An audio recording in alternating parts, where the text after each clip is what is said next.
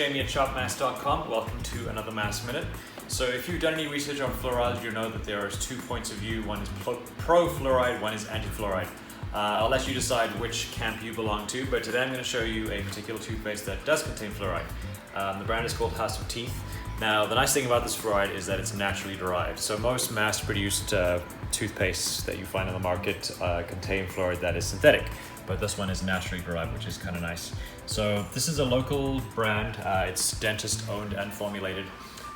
Everything about the product is biodegradable, so even the tube you can put in your compost and it is biodegradable, which is kind of cool. The formulation itself is super clean. No binders, no fillers, no preservatives. It's even gluten-free if you care about that. There are a couple of cool flavors, sea salt anise and coconut lemon. The texture of these toothpastes is really cool too. It's got almost like a creamy sort of texture to it, so it's quite unique in that sense as well. And you need a very small amount, so a little goes a long way. So yeah, if you're interested in trying out or supporting a local brand that makes a really good toothpaste, check it out, shopmask.com. And of course, if you're in Vancouver, you can come and give it a taste in the store. Thanks for listening.